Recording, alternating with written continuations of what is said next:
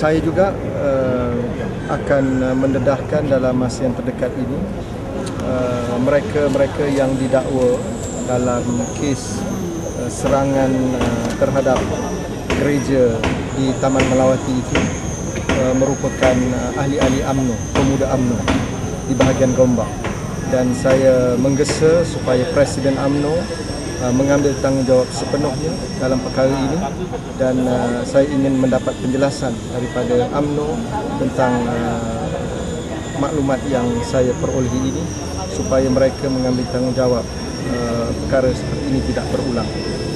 Keadilan tegas dalam perkara ini. Kita mahu tempat-tempat ibadat sama ada masjid, gereja, kuil itu dihormati oleh semua pihak supaya semua agama dapat mengamalkan agama mereka dalam keadaan yang harmoni, aman dan tentram. Jadi mungkin biasa ini tindak balas daripada kes yang bakar gereja itu.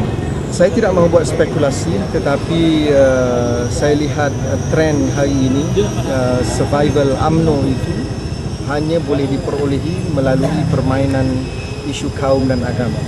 Dan saya berharap UMNO hentikan sentimen seperti ini kerana ia cukup bahaya kepada keselamatan negara dan juga rakyat dalam Malaysia.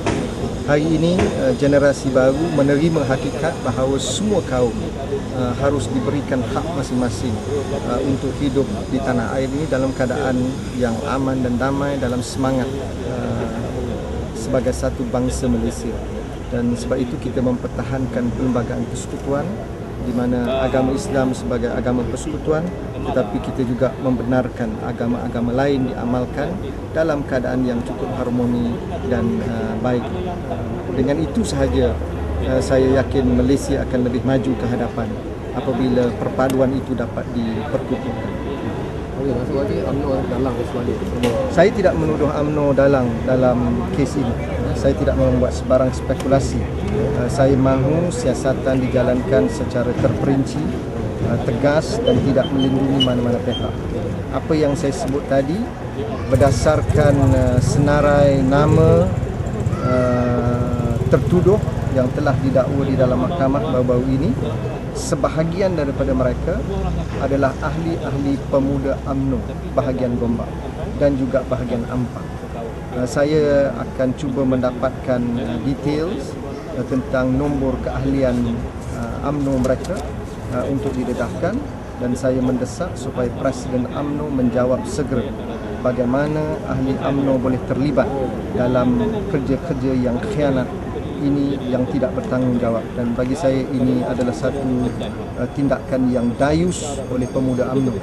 Sepatutnya pemuda UMNO mempunyai idealisme perjuangan yang lebih jelas untuk menjaga keharmonian negara, menjaga hak orang Melayu dan juga kaum-kaum yang lain.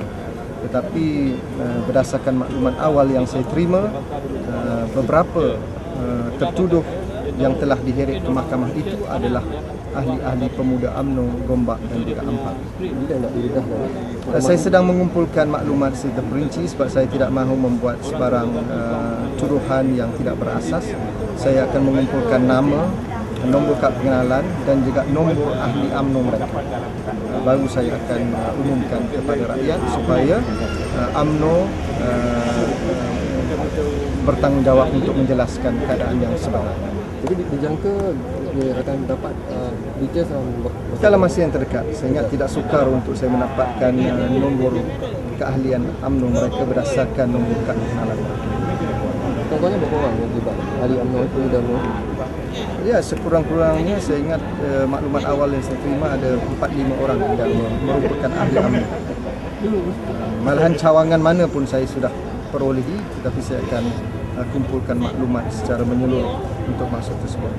Tetapi dalam kes yang terbaru ini saya tidak membuat tuduhan kepada mana-mana pihak.